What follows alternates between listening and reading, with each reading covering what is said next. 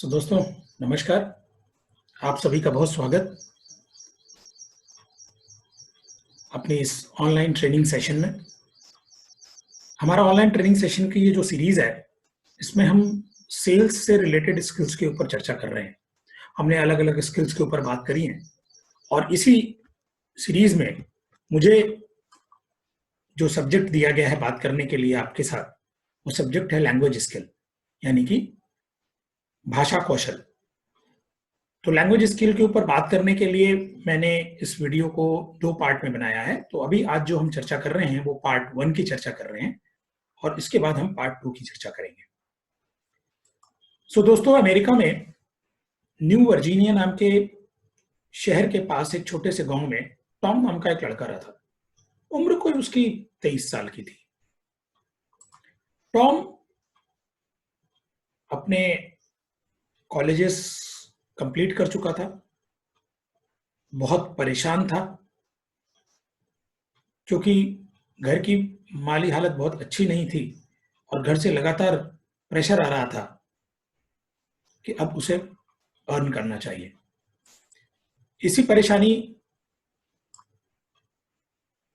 और अपने साथ के दोस्तों को लगातार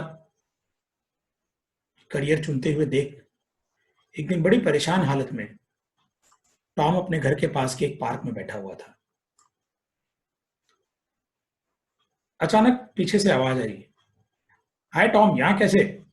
टॉम ने घूम के देखा, पहचानने की कोशिश की। वो डिक था, उसका बचपन का दोस्त। टॉम ने उससे हाथ मिलाया और दोनों के बीच बातचीत शुरू हो गई। डिक ने पहले ही नजर में पहचान लिया कि टॉम कुछ परेशान लग रहा है। डिक ने पूछा, टॉम तुम कुछ परेशान हो? उस दिन शायद बहुत ज्यादा परेशान था टॉम। डिक ने सिर्फ इतना पूछा और टॉम ने अपनी सारी परेशानियां उसके सामने कह दी। उसकी परेशानियों को डिक बहुत ध्यान से सुनता रहा। उसकी सारी परेशानियों को सुनने के बाद डिक कुछ देर के लिए चुप रहा और फिर अचानक बोला, देखो डिक, देखो टॉम, तुम न्यू वर्जीनिया से अपने गांव को छोड़ करके न्यूयॉर्क क्यों नहीं चले जाते? टॉम ने डिक की तरफ देखा। न्यूयॉर्क? मैं न्यूयॉर्क में जाके क्या करूंगा? बोलो देखा, यहां न्यू वर्जीनिया में तो बहुत सारे मौके हैं नहीं। न्यूयॉर्क बड़ा बड़ा शहर है और वहां बहुत सारे काम मिल सकते हैं, लेकिन मैं काम क्या करूंगा डिक वहां पे जाके? तू सेल्स में जॉब कर ले। सेल्स में? टॉम ने डिक की तरफ ऐसे देखा जैसे डिक ने उसे सेल्स में जॉब करने के लिए नहीं बल्कि चांद पे जाने के लिए कहा। टॉम ने कहा, डिक तू मेरा मजाक उड़ा रहा है। तुझे पता है ना, मैं कभी भी क्लास में इंप्रेसिव नहीं रहा। तुम सबकी गर्लफ्रेंड थी, मेरी एक भी गर्लफ्रेंड नहीं थी। मैं कभी गर्लफ्रेंड तक नहीं बना पाया, तो मैं वो सेल्स। डिक ने चलते चलते कहा, देख टॉम, जब तक तेरे पास कोई अच्छी जॉब नहीं आती है तब तक तू ये ट्राई कर ले। आखिर ऑप्शन भी तो नहीं है तेरे पास। ये देख करके टिक टॉम जो था ने बहुत ज्यादा दिमाग नहीं लगाया और वो न्यूयॉर्क पहुंच गया। वहां पे एक के बाद एक इंटरव्यूज देने के बाद टॉम का सिलेक्शन एक इंश्योरेंस कंपनी में हो गया। उस इंश्योरेंस कंपनी को ज्वाइन करने के बाद आने वाले समय में टॉम ने एक से एक बेहतरीन रिकॉर्ड तोड़े। पहले दिन जब टॉम उस इंश्योरेंस कंपनी में ज्वाइन करने के लिए गया तो उसके बॉस ने उससे एक बात बोली, टॉम, बेचने से पहले जानना जरूरी होता है। और उसके बाद टॉम ने बहुत मेहनत की। उसने कभी पीछे मुड़ के नहीं देखा। आने वाले करियर में वो इंश्योरेंस इंडस्ट्री का एक बहुत ही रिस्पेक्टेड नाम बन गया। अगले 10-15 सालों में उसने सेल्स की हर ऊंचाई को छुआ। ये सारा देख करके उसकी इस ग्रोथ को देख करके उस कंपनी का जो प्रेसिडेंट था हैरी, वो बड़ा सरप्राइज रहता था। हैरी के एक ने एक दिन कॉफी पे अपने दोस्त डॉक्टर एल्बर्ट मेहराबियन को बुलाया। डॉक्टर एल्बर्ट मेहराबियन एक साइकोलॉजिस्ट थे और कैलिफोर्निया यूनिवर्सिटी में हेड ऑफ डिपार्टमेंट थे। उसने चर्चा में कहा कि यार एल्बर्ट, मैं तुमसे टॉम के बारे में बात करना चाहता हूं, तुम टॉम से तो मिले हो? डॉक्टर एल्बर्ट ने बोला, हाँ मैं मिला हूं, कई बार मिला हूं तुम्हारे कंपनी के प्रोग्राम्स में। यार एक बात है, हैरी ने बोला डॉक्टर से, यार डॉक्टर एल्बर्ट, मैं ये चाहता हूं कि टॉम अपने सेल्स करियर में उसने ऐसा क्या किया है जिसकी वजह से उसने कभी अपने सेल्स करियर में पीछे घूम के नहीं देखा। जबकि मैं बहुत पर्सनली बोलूं तो मुझे वो बातचीत में बहुत इंप्रेसिव तो नहीं लगता है। तो मैं जानना चाहता हूं कि आखिर टॉम के अंदर ऐसा क्या है। डॉक्टर एल्बर्ट ने कुछ देर तक सोचा और बोला, हाँ मैं ये कोशिश कर सकता हूँ, लेकिन इसके लिए तुम्हें मेरी टीम को अपनी टीम के साथ फील्ड में जाके काम करने की परमिशन देनी होगी। और वो सिर्फ टॉम के साथ नहीं, उन लोगों के साथ भी जो वो नहीं कर पा रहे हैं या वो अचीव नहीं कर पा रहे हैं जो टॉम अचीव कर रहा है। हैरी को इसमें कुछ भी सरप्राइज नहीं लगा और वो तुरंत डॉक्टर एल्बर्ट मेहरबान की बात में को मान गया। उसके बाद डॉक्टर एल्बर्ट ने काफी समय तक रिसर्च करी। वो सेल्स टीम के साथ, उनकी टीम सेल्स टीम के एक बंदे के साथ फील्ड में जाती थी और बहुत सारे इंटरव्यूज, बहुत सारे ऑब्जर्वेशंस और बहुत सारे सर्वे के बाद डॉक्टर एल्बर्ट ने डिक को बताया वेपन्स ऑफ विनर्स। सो दोस्तों, आज के सेशन में मैं आपसे उन्हीं वेपन्स ऑफ विनर्स के बारे में बात करना चाहता हूं जो डॉक्टर एल्बर्ट मेहरबान ने 1960-65 में ये दुनिया के सामने रखा था। सो दोस्तों, किसी भी सेल्स की सफलता के पीछे बहुत सारी चीजें अहम होती हैं, लेकिन जब बात हम सेल्समैन की करते हैं या सेल्समैन के स्किल की करते हैं तो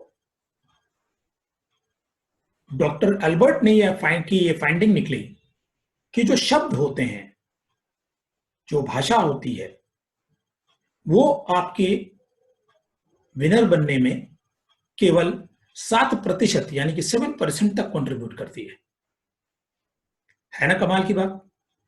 क्योंकि हम अब तक ये मानते आए कि एक अच्छा सेल्समैन वो होता है जिसकी अपनी भाषा के ऊपर कमांड है। लेकिन ये क्या, एल्बर्ट का कहना यह है कि शब्दों का असर केवल 7% होता है विनर्स के जीत में। जो अगला 38% होता है वो उनके टोन का होता है, यानी वो किस तरीके से बात करते हैं, क्या बात करते हैं, किस टोन में बात करते हैं, किस पिच पे बात करते हैं, बहुत ऊंची पिच पे बात करते हैं या बहुत नीची पिच पे बात करते हैं। ये जो पूरी बात है ये केवल 38% ही डिपेंड करती है। तो दोस्तों फिर बाकी का क्या है? सो एल्बर्ट ने अपनी रिसर्च के बाद दुनिया के सामने जो तथ्य रखे वो बड़े आश्चर्यजनक थे और उन्होंने ये कहा कि एक सफल सेल्समैन के लाइफ में जो सबसे महत्वपूर्ण स्किल होती है, जो कि 55% उसकी सफलता में रोल प्ले करती है, वो है उसकी बॉडी लैंग्वेज। सो दोस्तों, आज की हमारी इस जर्नी में लैंग्वेज स्किल्स के ऊपर चर्चा करेंगे हम। तो आज की इस जर्नी में हम सबसे पहले बात करेंगे स्किल्स क्या होती हैं, ये समझना हमारे लिए बहुत जरूरी है। उसके बाद हम समझेंगे किस तरह की स्किल्स होती हैं। इसके बाद मैं आपको से बातचीत करूंगा, ये बड़ा कॉमन शब्द है हार्ड स्किल और सॉफ्ट स्किल, तो हार्ड स्किल और सॉफ्ट स्किल्स क्या होती हैं, इनके ऊपर कुछ बात करेंगे जो कि मेरा मेन सब्जेक्ट है, what is language. So language के ऊपर बात करेंगे, किसे लैंग्वेज कहते हैं। हम बातचीत करेंगे कम्युनिकेशन एंड लैंग्वेज के ऊपर, इन दोनों को भी हम बहुत नजदीक रख लेते हैं। तो क्या कम्युनिकेशन और लैंग्वेज के बीच में कोई फर्क है, इसके ऊपर चर्चा करेंगे वर्बल लैंग्वेज के ऊपर पार्ट 2 में, और चर्चा करेंगे नॉन वर्बल लैंग्वेज के बारे में पार्ट 2 में। शुरू करते हैं। सबसे पहले चूंकि ऑनलाइन ट्रेनिंग प्रोग्राम चल रहा है हमारा सेल्स स्किल्स के ऊपर, तो ये जानना हमारे लिए बेहद जरूरी है कि आखिर स्किल्स होती क्या है। So what are skills. So skills जो होती हैं वो एक तरीके की एक्सपर्टी होती है, एक तरीके का प्रतिभा यानी टैलेंट या एक्सपर्टी होती है, जिसके द्वारा हम किसी भी काम को या किसी भी जॉब को पूरा करते हैं। सो ये एक तरीके का कौशल है, एक तरीके की स्किल को आप एक तरीके की एक्सपर्टी या टैलेंट कह सकते हैं, जो कि किसी भी काम को पूरा करने के लिए हमारे अंदर होनी चाहिए।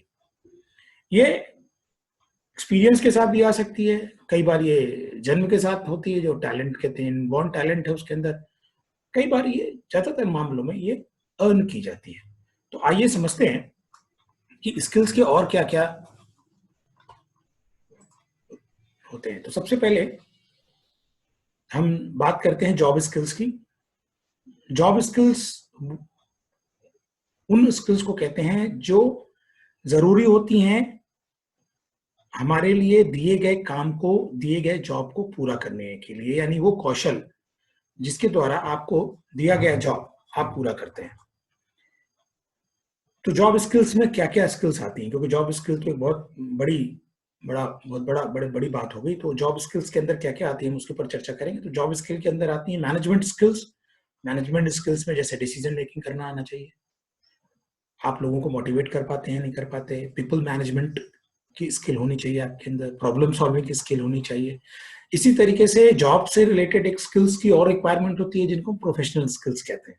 प्रोफेशनल स्किल्स में आपका आपका डेडिकेशन काम के प्रति, आपके काम के प्रति एथिक्स कैसे हैं, आप कितने ऑनेस्ट हैं काम के प्रति, जो भी काम आपको दिया गया है उसके प्रति इंटीग्रिटी क्या है, आपकी रिलायबिलिटी क्या है। यहाँ पे जब मैं इसकी प्रोफेशन जॉब स्किल्स की बात कर रहा हूँ तो इसका मतलब ये नहीं है कि ये सिर्फ उस स्किल्स की बात कर रहा हूँ जो जॉब मतलब नौकरी करने के लिए आवश्यक है, जी नहीं। जब मैं बात कर रहा हूं तो नौकरी के अलावा भी अगर आप कोई कार्य करते हैं, सपोज कर लीजिए कि आप कोई बिजनेस करते हैं, या आप चार्टेड अकाउंटेंट हैं, या आप डॉक्टर हैं, आप इंडिपेंडेंट प्रैक्टिशनर हैं, उनमें भी आपको इन स्किल्स की रिक्वायरमेंट होती है। ऑर्गेनाइजेशनल स्किल्स आनी चाहिए आपको। ऑर्गेनाइजेशन स्किल्स के अंदर आती हैं कोऑर्डिनेशन कैसे करते हैं आप लोगों के साथ, गोल सेट करते हैं नहीं करते हैं, मीटिंग डेडलाइंस जो आपकी बनाई जाती हैं आप उनको किस तरीके से मीट आउट करते हैं। प्रायोरिटाइज करना ये एक बहुत अहम स्किल है जो हमें आनी चाहिए। टाइम मैनेजमेंट, हमने इसके ऊपर चर्चा भी करी अपने सेशंस में, स्पेशली अलग से हमने टाइम मैनेजमेंट के ऊपर बात करी है। एक अहम स्किल है जो हर व्यक्ति को आनी चाहिए। इसके अलावा टीम बिल्डिंग स्किल्स, जहां पे भी आप लोगों के साथ काम करना है, आप टीम के साथ काम करना है, तो आपके अंदर कम्युनिकेशन स्किल, आपके अंदर लिसनिंग स्किल्स, आपके अंदर ऑब्जर्वेशन स्किल, आपके अंदर शेयरिंग स्किल्स ये होनी चाहिए। इसके अलावा जॉब स्किल्स के अलावा समझते हैं कि क्या लाइफ यानी जीवन से संबंधित भी कुछ कौशल होने चाहिए जो हमें होने चाहिए। जॉब लाइफ स्किल्स भी होती हैं। तो लाइफ स्किल्स वो स्किल्स होती हैं जो हमें डे टू डे के जो हमारे कार्य होते हैं, उन डे टू डे के कामों को जो हमारे दैनिक जीवन से संबंधित है उन्हें करने में हमारी मदद करती हैं। तो वो कौन सी स्किल्स हो सकती हैं, वो कौन से कौशल हो सकते हैं जो हमें एक अच्छा जीवन या एक समझदारी भरा जीवन जीने में मदद करती हैं। तो जैसे कुछ लिस्ट है, जैसे ड्राइविंग, ग्रोसरी शॉपिंग, ये भी एक स्किल है क्योंकि बहुत सारे लोग नहीं कर पाते हैं। उनसे अगर आप कह दीजिए कि जाओ महीने भर राशन का सामान लेके आओ, या आप उनसे कहो चलो मेरे साथ मॉल में कपड़े खरीद लो, तो वो मॉल में ज्यादा देर शॉपिंग में वक्त नहीं बिता पाते, तो वो भी एक स्किल है। Making a house hold budget, घर का बजट हम में से बहुत लोग नहीं बना पाते हैं, वो एक स्किल है। पेरेंटिंग एक बहुत अहम स्किल है। आप सोच रहे हो पेरेंटिंग स्किल है क्या? हाँ जी, पेरेंटिंग स्किल है, क्योंकि ये एक तरीके की विशेषज्ञता है, एक तरीके की प्रतिभा है जो हमें चाहिए अपनी दी हुई जिम्मेदारी यानी अपने दिए हुए कार्य को पूरा करने के लिए।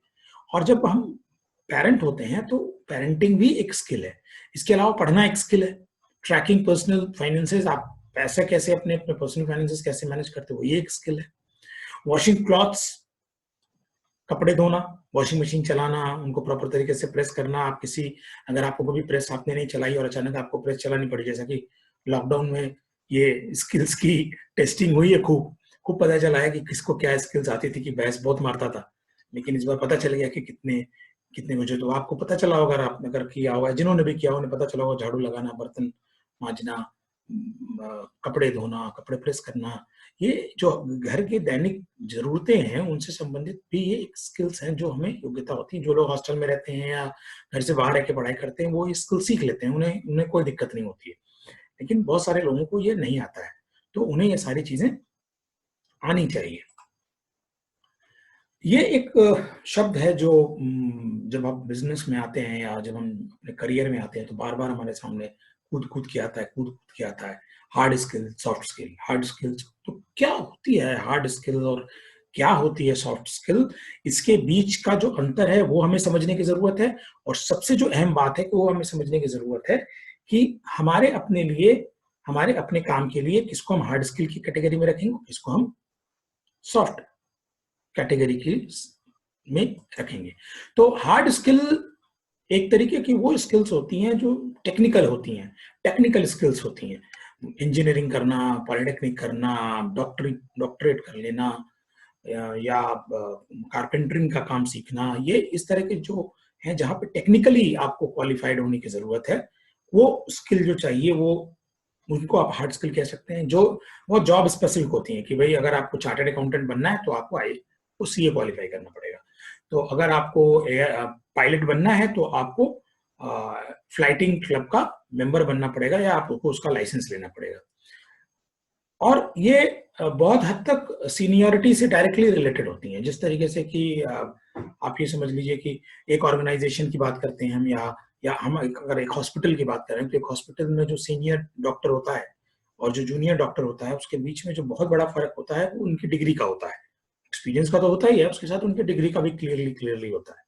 जैसे हम अपने यहाँ ब्यूरोक्रेसी में जॉब को समझने की कोशिश करें तो हम देखेंगे क्लर्क होता है, उसके बाद जूनियर ऑफिसर होता है, सीनियर ऑफिसर होता है, वो सभी अलग अलग लेवल के एग्जाम्स देखे आते हैं और अलग अलग के सीनियर लेवल पे होते हैं, और जो टॉप होते हैं वो आईएएस होते हैं, सिविल सर्विसेज क्वालिफाई करके आते हैं। तो एक तरीके से वो डिफरेंट सीनियरिटी लेवल्स के ऊपर भी वो डिपेंड करता है। सबसे बड़ी मजेदार बात होती है कि जो हार्ड स्किल्स होती है उनको बहुत आसानी से मेजर किया जा सकता है, मतलब बहुत मुश्किल नहीं है। अगर आप किसी आदमी से ट्रेन में जा रहे हैं और आप उससे मिलते हैं और आप उससे ये पूछते हैं कि भाई सर ये बताओ तुम्हारी हार्ड स्किल क्या है, आप उसकी हार्ड स्किल है तो वो 2 मिनट में बता देगा, जी मैंने इंजीनियरिंग करी है, या मैं एक ट्रेन टीचर हूँ, मैंने एमएड किया है, मैं पीएचडी हूँ। तो उसकी हार्ड स्किल्स के बारे में समझना बहुत मुश्किल नहीं होता है। तो ये जो चीजें हैं ये हार्ड स्किल से संबंधित है। सॉफ्ट स्किल्स क्या होती हैं, अगला सवाल। बिल्कुल, सॉफ्ट स्किल होती हैं जो आपकी पर्सनैलिटी से रिलेटेड होती हैं, जो आपके बिहेवियर से यानी आपके व्यवहार से संबंधित होती हैं, और इनको मेजर कर पाना या इनको नाप पाना इतना आसान नहीं होता है, ये मुश्किल काम होता है। ठीक है ना? तो वो सारी स्किल्स जो हमारी पर्सनैलिटी और बिहेवियर से संबंधित होती हैं, लेकिन हमारे दिए हुए काम को पूरा करने के लिए महत्वपूर्ण होती हैं, जो भी जॉब हम कर रहे हैं उसके लिए बहुत महत्वपूर्ण होती हैं, उनके लिए वो जो पूरी कैटेगरी है उनको हम सॉफ्ट स्किल में कहते हैं। तो हार्ड वर्सेस सॉफ्ट स्किल के बीच का ये बेसिक अंतर है और ये हमें समझना बहुत जरूरी है। एग्जाम्पल के लिए मैं बात करता हूं डॉक्टर की। एक डॉक्टर जो है उसकी हार्ड स्किल्स क्या क्या है, क्या क्या हार्ड स्किल चाहिए एक डॉक्टर को, यानी वो स्किल्स जो उसके जॉब से डायरेक्टली रिलेटेड हैं, टेक्निकल हैं और आसानी से मेजर की जा सकती हैं। तो आइए देखते हैं हार्ड स्किल्स डॉक्टर के लिए। अगर आप डॉक्टर की बात कर रहे हैं तो उसकी हार्ड स्किल क्या है कि सबसे पहले तो उसके पास सारी एसेंशियल डिग्री होनी चाहिए, ये हार्ड स्किल उसकी होनी चाहिए। सारे एसेंशियल लाइसेंसेस होने चाहिए, प्रैक्टिस करने का लाइसेंस होना चाहिए, अगर सर्जन तो सर्जरी करने का लाइसेंस होना चाहिए। तरह तरह के इक्विपमेंट्स एंड टूल्स यूज करते हैं, अल्ट्रासाउंड मशीन यूज करते हैं, बहुत तरीके के इक्विपमेंट्स हैंडल करते हैं। तो कई बार उन इंडिविजुअल इक्विपमेंट्स को हैंडल करने के लिए उनको इंडिविजुअल लाइसेंसेस लेने होते हैं, तो वो लाइसेंसेस उनके पास होने चाहिए। इसके अलावा उनके पास कंप्यूटर की समझ होनी चाहिए, डेटा लैब रिपोर्ट्स और ये सारी जो आती हैं उनको किस तरीके से वो समझेंगे, किस तरीके से आगे लेके जाएंगे, इसकी समझ उनके अंदर होनी चाहिए। और बड़ी इंपॉर्टेंट हार्ड स्किल है कि आप उस डॉक्टर को लोकल लैंग्वेज आनी चाहिए। तो अगर एक तमिलियन को आप यूपी नॉर्थ इंडिया में, साउथ इंडियन को नॉर्थ इंडिया में प्रैक्टिस करने के लिए, मेडिकल प्रैक्टिस करने के लिए भेजेंगे तो वो अच्छा काम नहीं कर पाएंगे, क्योंकि वो हार्ड स्किल उनके पास नहीं है। तो लैंग्वेज यहाँ पे अगर हम बात करें तो एक हार्ड स्किल है। इसके अलावा आपके पास एक जरूरी एक्सपीरियंस होना चाहिए। तो ये हार्ड स्किल्स हैं जिनकी जो एक डॉक्टर की जरूरत है। तो अगर डॉक्टर की हार्ड स्किल होती है तो क्या डॉक्टर की सॉफ्ट स्किल भी होती है? वो कौन सी स्किल हैं कि इस सभी डॉक्टर्स के पास ये डिग्रियां होती हैं, सभी डॉक्टर्स के पास ये क्वालिफिकेशंस होती हैं, सभी डॉक्टर जब आते हैं मार्केट में तो ये लेके आते हैं। तो क्या होता है जो एक डॉक्टर को बहुत बेहतर डॉक्टर, बहुत सक्सेसफुल डॉक्टर बना देता है, और वो क्या चीजें होती हैं जो बाकी के डॉक्टर्स को उतना फेमस नहीं कर पाती, उतना सक्सेसफुल नहीं कर पाती? वो होती हैं उनकी सॉफ्ट स्किल्स। तो एक पॉइंट तक आप हार्ड स्किल से आ जाते हैं। आगे की जो आपकी यात्रा है या आपकी सफलता जो है इस बात पे निर्भर करती है कि आपकी सॉफ्ट स्किल्स कैसी हैं। तो एक डॉक्टर की सॉफ्ट स्किल्स क्या क्या हो सकती है? तो एक डॉक्टर की सॉफ्ट स्किल्स उसकी सबसे पहले उसकी कम्युनिकेशन स्किल कैसी है, बातचीत कैसे करता है वो लोग, एम्पैथी है कि नहीं उसके अंदर, मतलब दूसरों के प्रति सांत्वना उसके अंदर, हृदय में उसके अंदर एम्पैथी है कि नहीं है, टीम को हैंडल कर पाता है, क्योंकि अगर आप डॉक्टर हैं तो आपको कई सारे लोगों के साथ एक साथ काम करना होता है, तो आपको टीम हैंडलिंग आनी चाहिए, आपको कोचिंग आनी चाहिए, क्योंकि एक डॉक्टर को बहुत सारे लोगों को एट द सेम टाइम सिखाना होता है। ठीक है, इंजेक्शन वाले को, नर्सेस को हैंडल करना होता है, बहुत सारे इंस्ट्रक्शंस देने होते हैं, तो उसको कोचिंग होनी आनी चाहिए। तो सबसे इंपॉर्टेंट है टाइम मैनेजमेंट आना चाहिए, क्योंकि डॉक्टर का काम जो होता है वो क्रॉस द टाइम नहीं होता है। अगर वो टाइम को प्रॉपर तरीके से मैनेज नहीं करेगा तो वो सक्सेसफुल नहीं हो पाएगा। तो टाइम मैनेजमेंट की स्किल उसको आनी चाहिए। इसके अलावा डॉक्टर बहुत हाई स्ट्रेसेस में काम करते हैं, तो स्ट्रेस मैनेजमेंट स्किल उनको आनी चाहिए। और कम्युनिकेशन स्किल में भी लिसनिंग स्किल जो है वो एक डॉक्टर की बहुत इंपॉर्टेंट सॉफ्ट स्किल है। और जो अच्छा डॉक्टर होता है उसका एक बहुत कॉमन क्वालिटी निकल के आती है कि he is a very good listener also. तो हार्ड स्किल और सॉफ्ट स्किल के बीच का जो अंतर है वो हमें समझना जरूरी है सेल्स करियर में, क्योंकि सेल्स करियर हार्ड स्किल से कम और मोर ओवर सॉफ्ट स्किल के द्वारा ही ट्रिगर्ड होता है। अब मेरा ये सेशन समाप्त होता है। आप सभी का बहुत बहुत धन्यवाद। हाँ, अगर आपका कोई भी प्रश्न हो इससे संबंधित तो आप जरूर मुझसे पूछ सकते हैं। और इस सेशन को इतना धैर्यपूर्वक सुनने के लिए आप सभी को पुनः धन्यवाद। Thank you.